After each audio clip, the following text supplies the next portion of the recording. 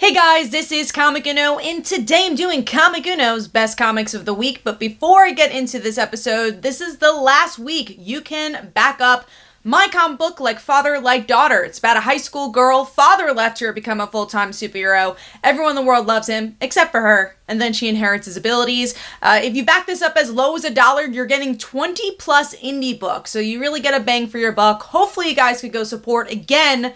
This is the last week. I will not be mentioning this again in the next episode because it will be all over, so be sure to support. Now, getting into the episode, this week was kind of a smaller haul for me, but a lot of big books came out this week, and I actually added a couple of books to the pull list because it was kind of a smaller week, and some of those big books I might have not gotten in another week, I did get this week. Now, speaking of, number 11 this week was Endless Winter Justice League issue 1. Definitely a book I was on the fence for. I have not been reading Justice League. The event didn't really catch my eye. It seemed kind of like a filler event as we get into Future State and whatever big moments we got for March for DC Comics. So this one didn't really do much for me. I don't think too many exciting things happen. I think everything you knew about this event is what was read here. We get some emotional beats between the Flash trying to balance family and superheroism and axing other people about it, axing other heroes.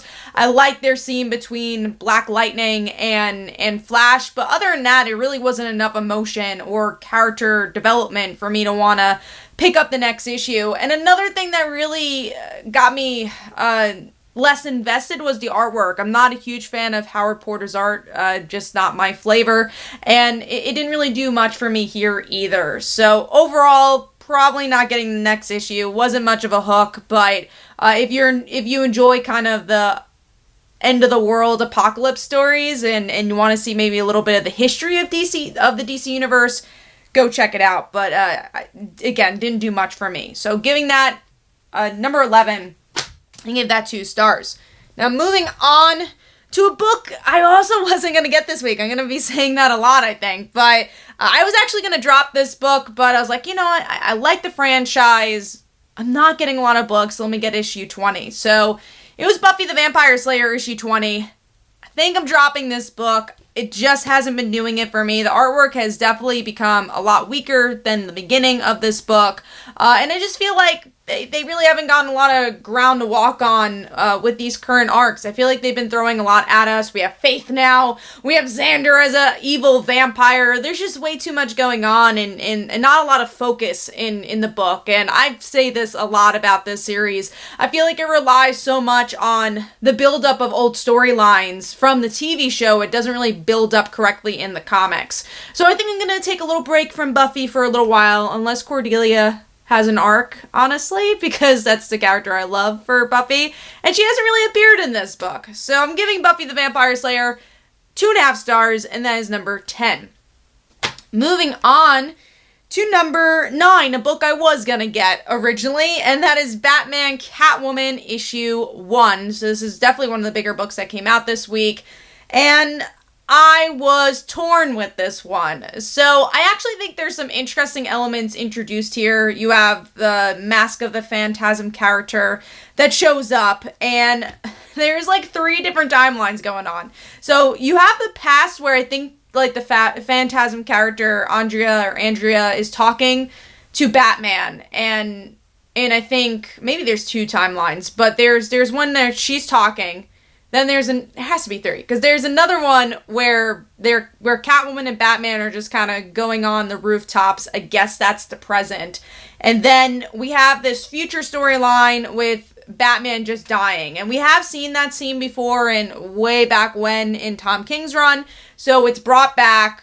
Helena's even mentioned. Probably my favorite part was that Helena was mentioned. And I actually probably did like the future stuff the most. And we have the Joker show up in this issue. He pretends to be an old man. And the main story is that Andrea, I think it's Andrea, her son dies and she wants revenge, and I guess that's going to connect to the future storyline.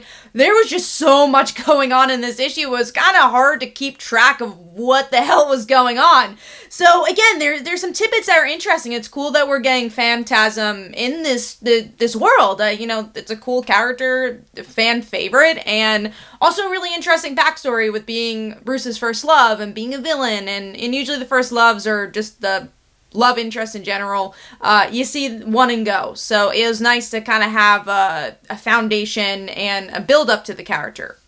And yeah, there's an interesting mystery. I don't really know why the Joker was thrown in, and it's hard because we just had the Joker War. So I'm like, okay, why is he back? I don't need the Joker right now. I just had a big Joker story, and I know they're kind of, disconnected because this is Black Label. It's a different time frame. Catwoman's literally not even in the Batman book right now, so that's also kind of weird. So I don't really know where this all lays. I do think it gave me enough to want to try issue 2 out, but I do think it was a really messy premiere, and I do think it could have been stronger. The artwork really does a lot of the work here for me personally, and just wasn't a huge fan of it. So giving that 2.5 stars, and that is number 9, I believe. All right, moving on to number 8, which is, I don't even know if this is the last issue. I think maybe we have one more. Maybe this is still an ongoing. Batman the Adventures Continue, issue 7.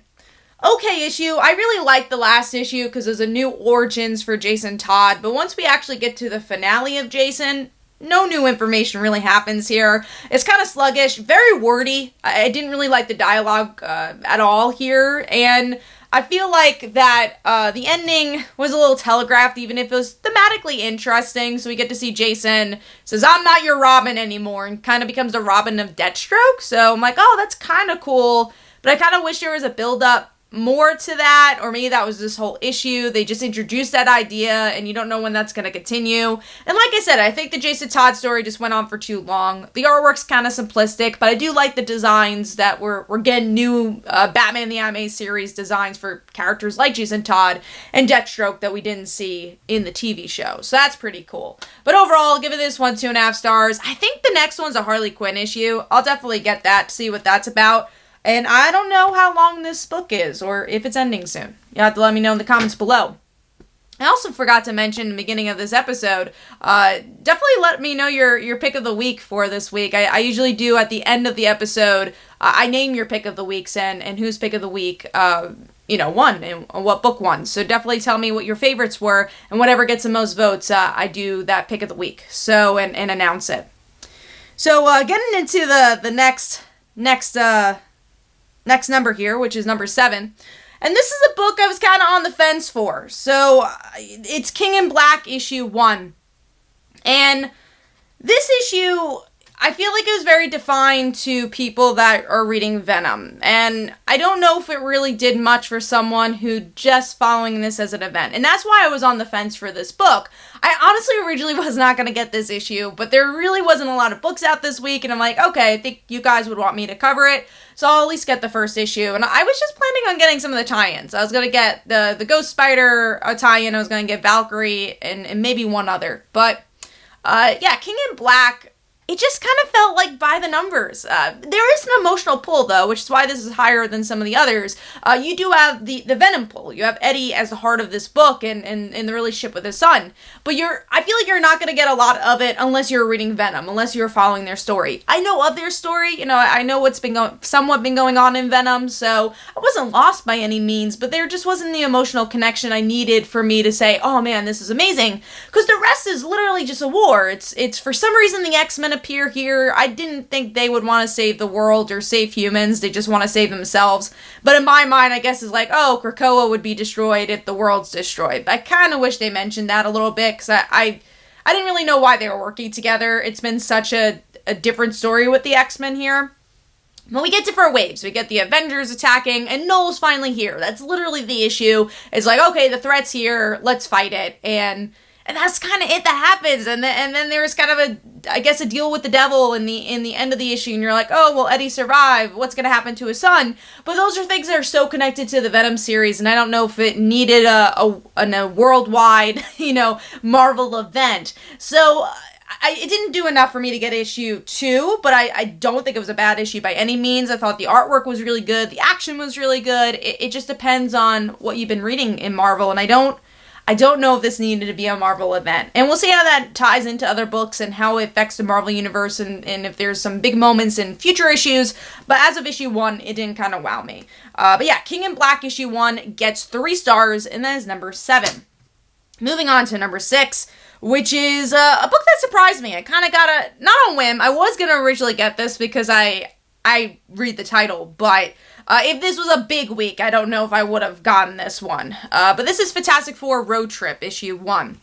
And this was interesting. If you like Immortal Hulk, it's very much in that vein. Not the psychological part or the philosophy-driven aspect, but it's grotesque. It's very body horror story, and it's a pretty point A to point B story. It's Reed taking his family on a road trip and makes it a science experiment. The family's upset because of what he does and the things he's experimenting on, and the villain they go up against, their bodies start to go against them, especially towards what their powers are. So Invisible Woman's skin is starting to disappear. We have Valeria, who, I mean, not to be grotesque, but she literally poops her pants in this issue.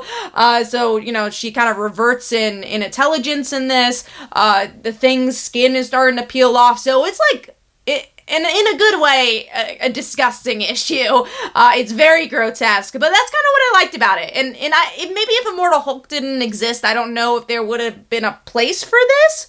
But because we have had Immortal Hulk for how many issues now, and we've seen that in the Marvel Universe, you could compare it to that, and it was a good horror book. It was a fun horror book, and a very one-shot. Sometimes with these one-shots, you're like, well, you must read Immortal Hulk, you must read Fantastic Four. No, it was a really point A to point B issue, and I like those one-shots. I like getting, one and done story, because that's what these books are for.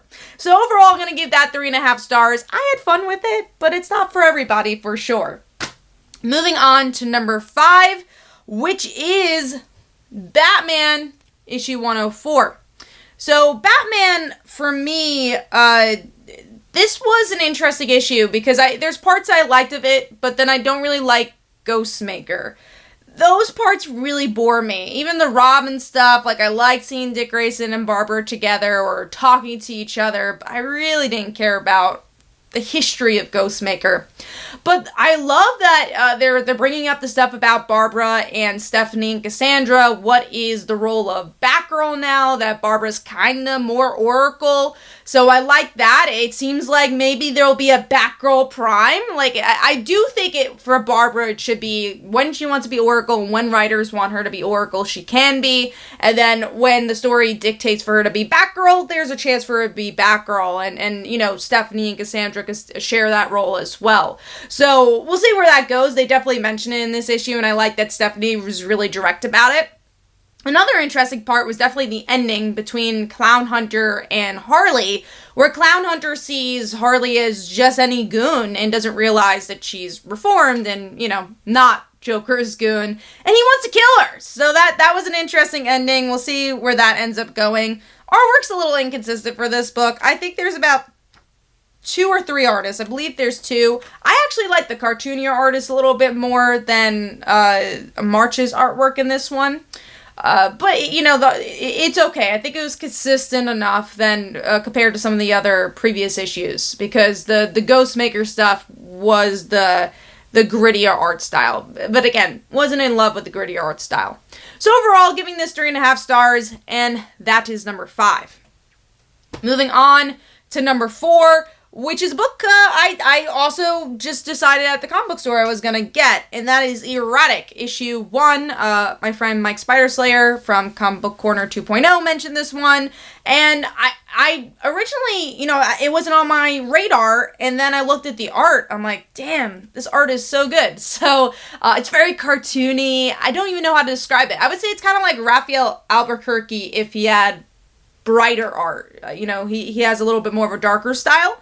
So it's kind of some of that line work over there. And overall, I think it does a good job at trying to skirt away from being your generic teen superhero story, which is hard because there's just so many teen superhero stories, and especially from this point of view, you know, we've seen the white, geeky nerd boy. Like, we've seen this story before, but I think they do a good job at trying to make it relatively new. I can't say it was really fresh because it wasn't, but I think there's definitely ideas that was interesting. Like, this kid gets powers for 15 minutes. That was pretty cool. And every character here could have easily been a cliche, and they weren't. You have kind of this blonde, popular girl who seems to like our main character. I don't know if it's romantically or not. I actually hope it's not, because that would be the very generic route, because we've seen that before. Either she might be his villain because she posts this social media post that he has these powers, so everyone knows because of her, and like, why does she do that? Which also kind of felt like a heel turn over there, because she was super nice, and then she's like, I'm not going to listen to you, I'm going to post this video. So that was kind of weird. We'll see where that goes. But then the brother could have been the stereotypical jock. He's not. The mom's got some issues. She's a single mom who got scammed for a job, and she had her whole family move there. So there's definitely some interesting plot lines that definitely makes me want to read issue 2. And because the writer and artist are the same person, pages move really well. There's some really good designs, a lot of good splash pages as well. So overall, definitely gave me enough to want to read this next issue. So giving that 4 stars, and that is number 4. Moving on to number 3. Love this book, and that is Black Widow issue 4. This is the issue we kind of all been waiting for. Natasha finally realizes that she is Black Widow. There is some exposition and maybe not all happiness for Natasha here, where she does realize it. She goes on and fights, and we find out how she has a son and how she has a husband, how they met. And by the end, she has to make the tough decisions, like, hey, if I want my son to be safe, if I want my fiance to be safe, then I have to let them go. And, you know, she's upset about it. She does the heroic thing, which I don't know if I even like that step. But then the last page really changes it all, and I really enjoyed the last page where it looks like they die. It's kind of too late, because you kind of have the cliche moment of, oh, of course our hero's going to play the martyr, and then it didn't even matter. It didn't even matter, because they end up, it looks like, dying. So I really like that cliffhanger, love the action. Even though this is an exposition issue, I think it did a good job at explaining things and not making you feel bored and not making you feel like you're being explained to. I think the artwork worked really well with Kelly Thompson's scripting here. So, really enjoyed this issue and been a big fan of Black Widow, which I keep saying is surprising because I usually don't read her series and I usually can't connect to Black Widow, but I think Kelly Thompson's done such a good job at making this really new reader friendly and really different. So overall, giving that 4 stars, and that is number 3. Moving on to number 2, which is Firepower issue 6. I love this book. It's in my top 5 every week or every month when it comes out, not every week. If it did come out every week, it would be in my top every week as well. But yeah, this issue was really good. I think it progresses things really well, and what I like about this series is the pacing is really good. Not too slow, not too fast. We do get to see some explanation about our old dude, why he betrayed the temple, and we learn a bit about the temple. Maybe I don't know, I don't want to throw this word, but maybe it was a little culty in a way, where all you saw was one point of view, and there was other ideas that they could have saw, and that's why the old dude moved on to this other team, I guess. But yeah, a lot of good action in this issue. A little less of the family dynamic, but I do like their reactions throughout the issue. And also, you don't know who's gonna survive or die. Their family friend, he's wounded. The old guy's wounded by the end of the issue. So there's a lot going on in this one. A lot of good information revealed, and with a good mix of action, which definitely made this issue feel kinetic for a bit more of an info dump issue. But like Black Widow, I think the exposition was really balanced well for this one. So giving that 4 stars, and that is number 2. Number 1, book I normally do not get. So That is Daredevil issue 25. So this is obviously a book that's been critically acclaimed. I read some of the first arc during, our 3 months of not getting comics. So I did read the first arc, but I didn't have a chance to read more of it. And I saw the spoiler of this issue, and I'm like, damn, I gotta read this issue. And I did, and it was actually extremely new reader friendly. So this is actually a really good jumping on point. Again, I've only read some of the beginning of Daredevil. I haven't really known what was going on, but I completely was able to jump in because it's a new POV. It's through Elektra's eyes, and I really enjoyed this. So Daredevil is in jail. He's once again playing the martyr and saying, no, I think people will learn from this. And Elektra doesn't understand it, right? And she's killed people. She's had this vicious past, and she's trying to make up for it. And she becomes Daredevil. She kind of becomes this light within Matt's world. And I enjoyed that. I liked her weird, very different angle of redemption and her view of what Daredevil means to New York, what Daredevil means to her, and what Elektra could mean to Matt. And I just thought thematically it was a really good issue. It was a good one-off issue. There's exciting things that happen here, new status quos where Elektra's Daredevil, which is crazy, and, definitely a idea we've seen before with other male heroes' girlfriends becoming their roles. I mean, we've seen it with Jane Foster. We've seen Elseworld stories with Lois Lane. But this one, it just takes in a really cool, different direction because, again, because of her philosophy and because of the themes they're touching upon. So I really enjoyed this issue. Definitely getting the second issue. We'll see if I'll continue on the Daredevil train from here and see if it continues to be a new reader-friendly book, but this was really new reader friendly if you want to jump on straight away to Daredevil. So I'm giving that 4 stars. That is my pick of the week. Let me know in the comments below what your pick of the week was, and this week's pick of the week, or from the last week's books, was Maestro. I have not read Maestro, but I've been hearing really good things. If you actually go check out our Comic Book Weekly podcast, to mention Mike again, that was his pick of the week from last week. So here's the comments who picked Maestro. And like I said, definitely let me know what books you enjoyed this week so you have a chance to be featured. Hopefully you guys could go check out my Kickstarter. Again, there's less than a week to back that one up. And definitely go check out my Twitter and Facebook. And like I mentioned, the comic book podcast we do every Tuesday at 10 p.m. Eastern Time, where we discuss comic books and comic book news. Thanks, guys. Bye.